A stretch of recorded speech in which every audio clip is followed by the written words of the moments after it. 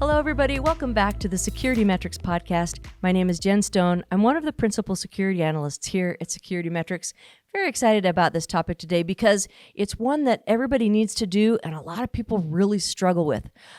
It's identity management. I'm going to introduce our guest first. His name is Garret Grajek. He's the CISSP certified security engineer and product builder. Garret has 25 plus years of IT security product creation.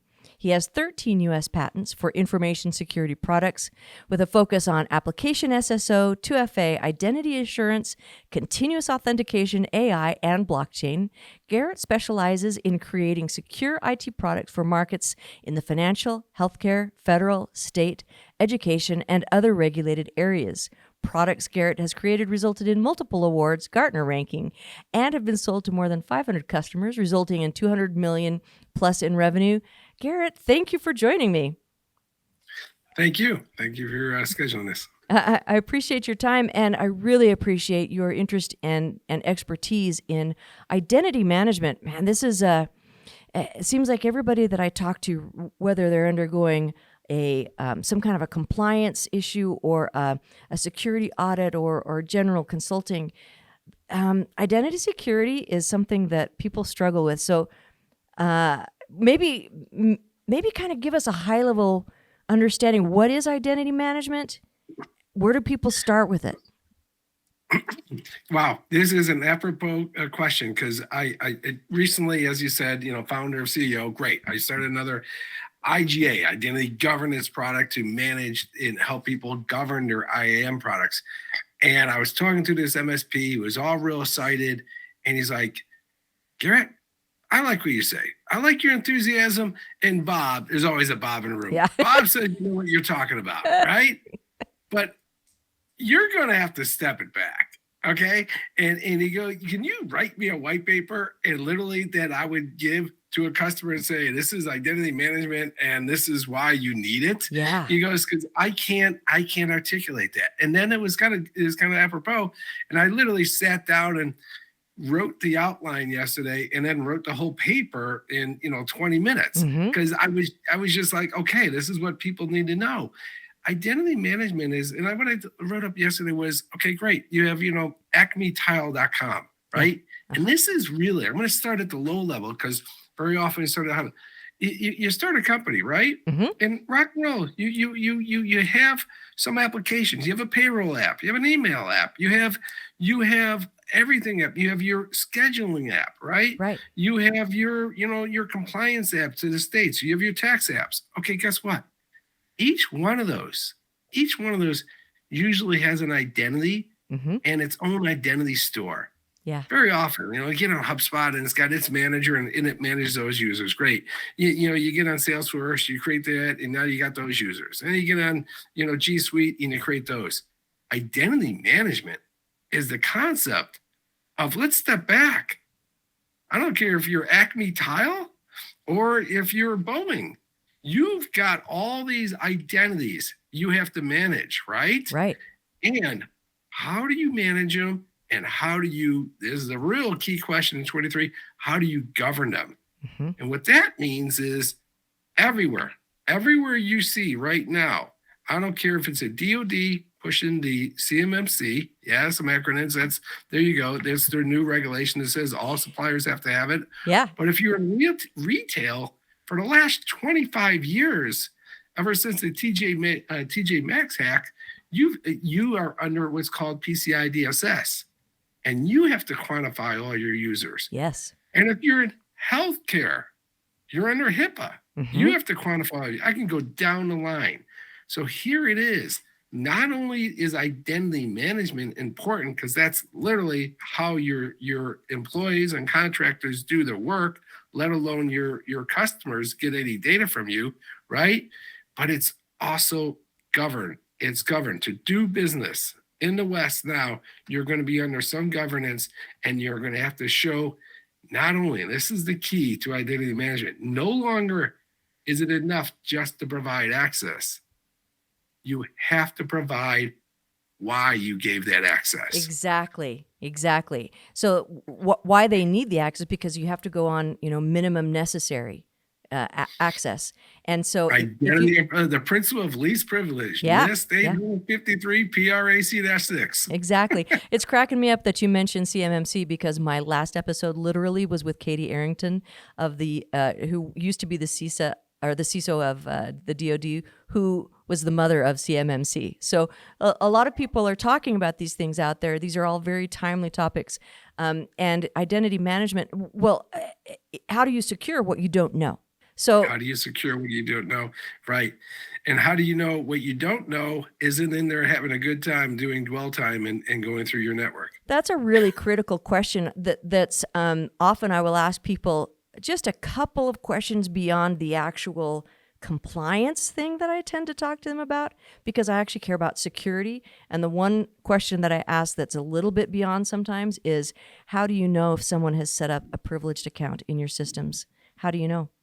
And a lot of them don't even know what their current accounts are, because like you said, there's so many of them and they can't get their arms around them. So really, what's the first step that an organization should take when they're considering identity security? And first, I'll go on a slight tangent and answer your question. I got one customer. It's not a large customer. It's 2,000 employees, right? Mm-hmm. They uploaded to my system of identity attestation, the concept of knowing who, 65 megabytes of roles. Okay. That seems so that's excessive. where we're at today. 65 megabytes of roles had to be attested to. Okay. Wow. Another customer, right? It's got 1,900 managers in 29 countries, 800,000 roles. That seems like a lot. So what we're talking about is roles that go, a single individual maybe has many, many roles depending on what they have to access and how they have to access it, right? A few of these had 2,300 roles. That's a lot of roles for someone to get their arms around. But it actually is not a bad tangent, because your question was, where do we start? Yeah, where do we start? Right? Yeah. And I did make that when I was just wild minding yesterday, having fun and writing. I was like, okay, so let me get tileacme.com. You got all these applications. Uh-huh. What do you do first? And I'm a governance product. And I did not say the first thing you got to do is slap on governance. No, I said the first thing you have to do is choose an IDaaS. Please. I mean, really, they're really good products, guys, because I built one. I built one from scratch called SecurityAuth, okay? And then I looked at what was going on. I was like, wow, Okta, Zero ID, Ping, Jump Cloud, you guys got more funding. You have a good time. So I'm not kidding. But like you said, there's a lot of options out there. So there are a lot of good options. People should have, one of those should have rung some bells for the people listening. Right. But look at what they provide and then understand it. First of all, secure identities in the cloud, they're going to be needed, right? Okay. They should have built-in two-factor. They should all have that, right? They should have decent, logging in there. Okay. Rock and roll. Okay. They should have a great library of SSO. That's really what it's about. It should be easy. And, if you're a SAML-only guy, fine, or IDC, it should have that thing. And then really what matters, all of this we just talked about, all these rules, all these privileges, right? I don't care if you're just going to use SaaS applications or if you're a ZTN guy, you're Zero Trust, you're SACE, you're security at the service edge, you are cutting edge. Okay, I've done podcasts with all these technologies. And the first thing they said, I go, what about identities? They go, and I was like, I'm a distraction. They're like, oh yeah, well, the companies all have this grouped into roles. I'm like, okay. You're an L2 to L4 guy. I get it. You have no idea what a disaster identities are, but that's your answer. The answer is to start with an IDaaS, start with your identity as a service, put your identities there, and start early by focusing on roles. And if I'm complicating too much out there, to call it groups, guys. That's all they are. So just to back it up a little for people who are following along, IDaaS, identity as a service. We're talking about IAM, which is identity access management, right? So when we're talking about these solutions, I think the reason is you can't every once in a while, I will still run into a group that's largely running maybe like a Windows farm, and instead of having a role-based approach or a group approach to adding privileges, they'll add granularized privileges to an individual, and that pretty soon gets out of hand. So It gets out of hand with 25 users. yeah. It really does. Because how are you enforcing? Yeah. How do you do, join, move, leave, right? What's going on? Yeah. Right? You know what I mean? How do you just remove? The whole idea is, oh my gosh, did you see what he posted? We got to cancel him. Okay, rock and roll. It should be one button. I just removed them out of this group. I just removed them out of the SaaS application. I've removed them through access through the CASB, all that. It should be one button. And it is one button if you identified your users, put them in logical groups, and then are enforcing policy through the groups. Yeah, absolutely. It also helps, I think, with some of the people who they like to promote from within, and they give these opportunities for people to grow. But then that means that the person who had these privileges in one role in the company, now they move to a different role in the company. And so instead of modifying the roles they belong to, they just start adding privileges. And pretty soon people who have been at a company for a long time have all the privileges in the world, and there's no way to really get that under control unless you use some type of access management tool like you're talking about. Yeah. And another thing I think people do wrong, right, is they expect too much of the IAM tool. Well, the IAM tool should enforce all of these groups and role privileges. Really? How? You seriously? I mean, how is it supposed to do that? Is it supposed to have deep hooks into every application? This is something like I built in my identity, it's something I built in my identity governance program, because it was from the auditors. The external auditor said, okay, they pushed back on a company that I was already in, and I have a governance tool, and they said straight out, okay, you're doing a decent job. You've started this, okay? Your IAM, you have the users in groups, and then you even had Garrett's product, YouAttest, go in and attest those roles, okay?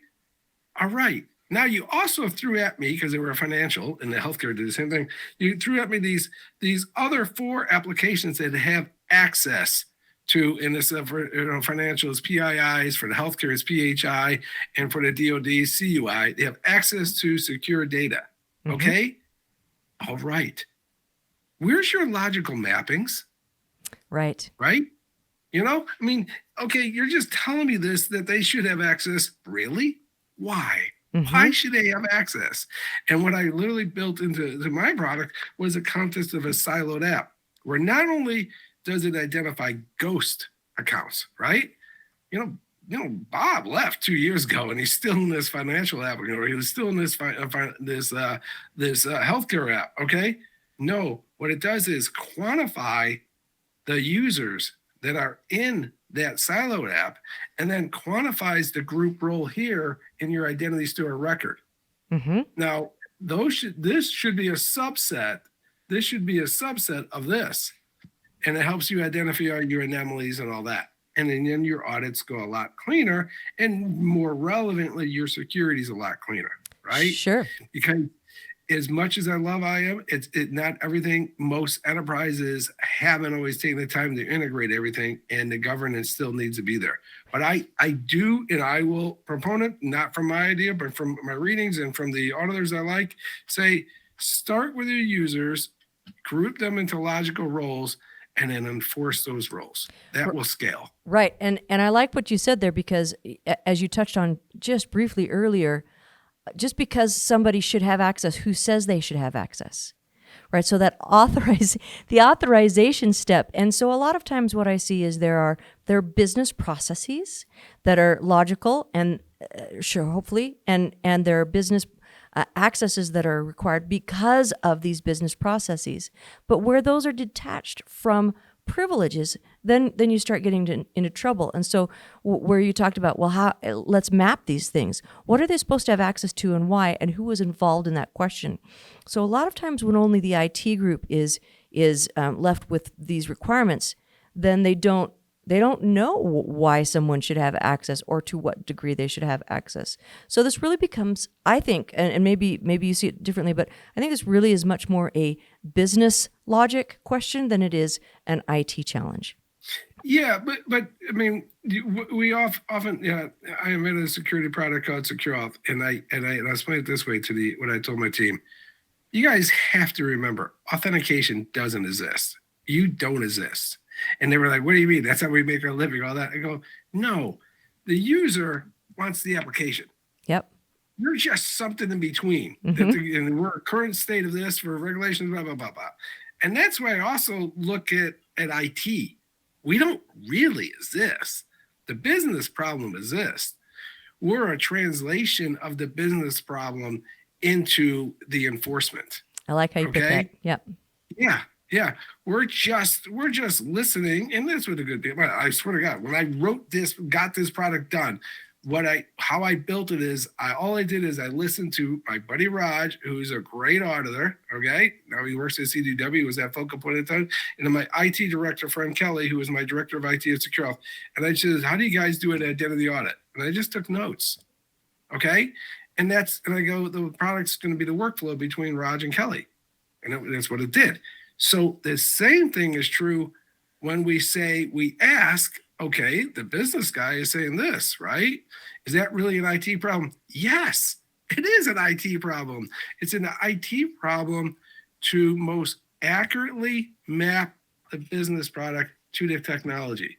Right. That's why we got all those degrees and certification, guys, is that we're supposed to be smart enough to listen to a real world problem and then map it into the entity that is known as our IT solutions that we have.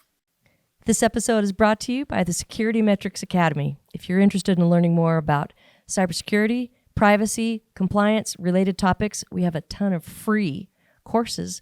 Just go to securitymetrics.com and search for the Academy. It'll come right up. So kind of along those lines, when you say it's IT's problem to facilitate that access, one of the things that often comes up in businesses is two-factor or multi-factor. And this just gets in my way. I as a user want to access this app, and why are you making me do a second thing? So what are your thoughts on that? Is it necessary? Are we using it in the best way that we could?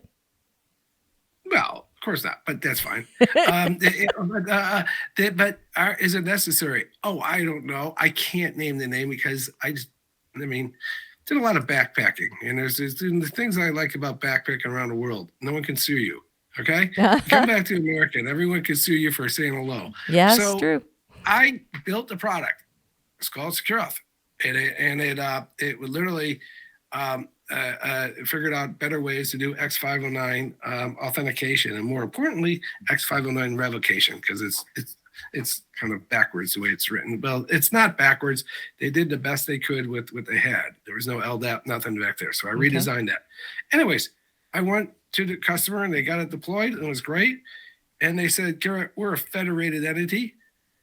These entities find that a little too difficult. I'm like, I'm like, not putting anyone down there. I got real estate companies using this, and I used to do the IT for real estate. Those are not technical people. Your people could do this authentication.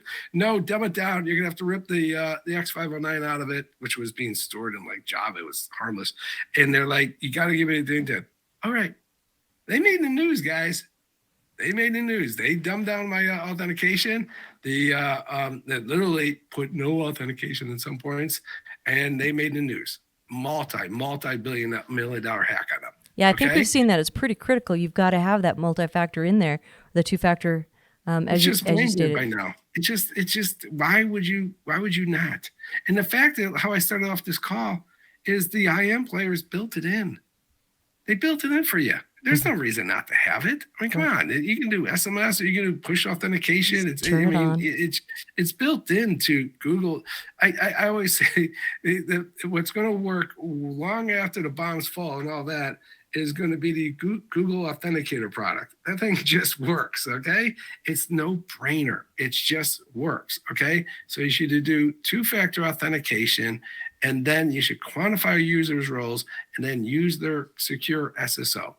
Yeah. There you go. I mean, that's my, I don't really buy the two factors too hard. There's been so much good work, and the ubiquitous of mobile today and the integration of use of mobile. I mean, do we want to get the passwordless? Fine, rock and roll. I don't think I've worked with people who say that's going to be the holy grail. I go, really? Okay. If you think so. We get a lot of holy grails that come along that turn out to be not the holy grail, but yeah. But I think you're right. If we don't have that turned on, then all you've got is basically, in most cases, you've got a username password, and a username password is so easy to get someone to tell you. That's what phishing's all about, right? And so over and over again, we hear these cases where it was just there was no multi-factor in place, and somebody was able to get in just by asking someone for their username password and then using it, or somehow gaining it from a previous hack. And so I agree. In some ways, it can add a little bit of friction, but there's a lot of ways that the friction is minimal and should be not trivialized in its ability to help. I think there was a great. I was presented at a conference, the Institute of Internal Auditors over in Dallas, IIA, and I liked what the keynote speaker, who was the president of IIA, said. He goes, "If I can do my career over again, I would have more empathy to the users." And he was going, because, he gets it. Auditors, sometimes confrontational, give me this data, blah, blah, blah. You know what I mean? He's like, no, we got to make it easier. And I acknowledge that mechanism, such that two-factor may slow down people, et cetera. But the consequences are far too bad not to learn it. Agreed. Oh, okay. So then sometimes I'll get asked this, or told this, we're in the cloud, so we don't need to worry about identity because cloud takes care of it. It's the cloud magic hand wavy thing that solves all the problems. So, do you think cloud technologies are solving some of these identity problems, or you think it's making it worse? What are your thoughts on that? I would love to talk to a person who would actually say that. The cloud is fantastic. It is where we need to be. It is how enterprises, I don't care if it's Acme Tile or anyone, become more efficient and spend less money on IT. So it's great. This cloud makes us probably in a factor of 100 to 1,000 times more insecure. Yeah. It just does. I mean, if people don't realize it, and as I wrote a blog the other month, the truth of it is, all that matters in the cloud is your identity, right? Yeah. It used to be L2, L4 blocks and port blocks and all this kind of stuff, and special VPNs and whatever. No, there's this thing. It's just your identity being SSO'd or being authenticated, re-authenticated at the cloud. Is one of the things that I rant about I don't know how people equate zero trust to simply the network. I go, that's just, to me, just downright silly. Yep. I go, it's not the network. It is the concept that every point in the digital transaction, the digital life of the session, should be reinforced with a level of authorization, if not authentication. Yes. And right now, the cloud is very insecure. I mean, the cloud could be extremely insecure. Our friends at Palo Alto Unit 42 did a research that said they were looking at cloud permissions. Cloud permissions. They did 1,800 surveys. They found that 99% of the users in the cloud were overly permissive. Yes. Remember we talked about 15 minutes ago, NIST 853, PRAC-6, principle of least privilege. Yeah. That is the most important control for the cloud, is the principle of least privilege. Agreed. We have to go through our cloud accounts and we have to determine, does this user really need this? Although people are getting much more comfortable with the cloud and more experienced with the various flavors of cloud offerings, but I think some of it is the ease with which you can set up a new environment, and then just start adding people, and people may or may not have the expertise to do that. So a little bit of that, but also maybe the people setting it up are also not the ones tasked with security, and so they don't think about, well, who's supposed to get access to what and why. For example, speaking with someone who had an AWS environment, and they showed me all of their accounts in IAM, but we went through things, and then I said, okay, do you also SSH into here? So, which is, just for people who are a little unfamiliar, Yeah. IAM is when you're kind of logging in the front door of AWS, and SSH is kind of the back door, right? And they hadn't listed any of that because it hadn't occurred to them, oh, these are also accounts that have access that we need to talk about. And so maybe sometimes just being aware of what needs to be looked at and reviewed by the business and by the auditor can be a little broader than people are aware of. And you need a really nice example of combining technology with identity, right? Mm-hmm. Let's add an extra barrier that say, hey, the only way you can get this, not only do you have the valid idea, but we're also going to have a VPN into these resources. Right. Completely valid, right? Yeah. Now, we all know that there's a lot of valid resources out there that have no chance of putting SSH. I mean, a company's entire forecast, his entire livelihood is in a technology called Salesforce.com. It's authenticated with users. And if you got your financials in there and you don't have two-factor, what the F? You got a problem. You know what I mean? Yeah. Seriously, or HubSpot or whatever. I'm not paying on Salesforce. It's a fantastic tool. They changed the world. It is. It's a great tool. Mm-hmm. Yeah. But it's like all tools, it depends on how you set it up and if you're aware of the security, around various things, for sure. Yeah. So what I say is I acknowledge and not putting down L2 and L4 technologies such as SSH and all the other VPNs and all that. It's just that unfortunately in the world of where data is now, they're not always relevant and they're not a control that can help. Okay. And right. that's where I look at it. And if we don't really take serious with all the technologies available today and encourage technologies to come out, I mean, I think just personally, and then when I interview at this, that OIDC, SAML, and all the other mechanisms don't have an authorization trust score is silly, right? Because you should authenticate the user and say, I authenticate them at this level. I would put them at a 70 and a 100. Okay, fine.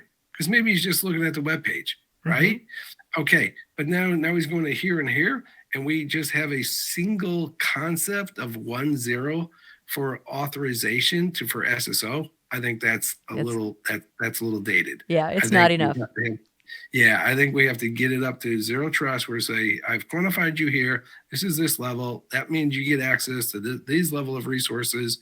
But if you need this, we got to take a little more blood from you. I think that brings us right back to your, the drum you've been pounding, which is who got access to what and why, that governance piece, and how do organizations start putting that front and center? Right. We'll go to this call, and your next one will be, someone will be talking about zero trust. I'm going to talk about, say, secure access service edge. All right. Okay, fine. How do you enforce that if you haven't organized your users, mm-hmm. right? I mean, you're doing a CASB or whatever. There's no way you have a CASB you don't have at least 1,000 users going to that. You have to quantify the users by role and then actively manage and govern not only the groups, because the groups, that won't change that much. It really doesn't. And again, that's kind of set and forget, right? Sure. But the users, the users are going to change almost daily. And those should be reviewed. And when I started this company that does access reviews, most of my customers were literally just doing it yearly. Mm-hmm. More than half of them are doing it monthly now. That's great. Literally say, I have to be reviewing these resources monthly. Yeah. That brings up I guess my final question is, this is a lot of work and it's necessary. Staffs seem to be shrinking rather than growing. How do we get this done with less staff? Yeah, straight out automation. All these processes go around and identify what employees are doing their time on. The silly tool that I created, user access review, is 90%. It literally reduces, we did a CPA, not Garret, talking to the customers and prospects, eliminating 90% of the roles time. And the other thing is I do believe in the changing of the guard, where every company builds its own furnace. I believe in the MSPs and the MSSPs, where they can share knowledge, right? Someone who is an expert at IAM, he's doing it, but he does it for 10, 15 companies, right? And he knows the best practices, and he knows how to organize, and he knows the right tools. I do believe that's the way we're going to go, because in the end of the day, and that's where my brain comes from, we don't really exist. The business problem exists, right? We are a mechanism to that. And what is the most efficient way? One is automated tools and basically MSPs and MSSPs helping to manage this stuff. And most people know this, but just in case we have kind of a newer listener, the MSP would be your managed service provider. MSSP would be your managed security service provider. And like you said, they have the expertise in very specific things that can take off your team's plate some of these things, and they really do have that high level knowledge of how to do these things for people.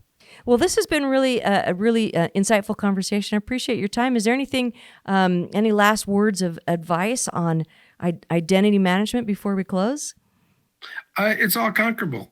It really is. This is really the tools that exist today are the tools that can solve this problem. And I firmly believe that. Terrific. Because I believe in the people in the industry, and I know the people who have built these, and they're very sincere, and they address the real world problems of identities and securing the new world, which is the cloud. Terrific. Well, thank you so much for your time.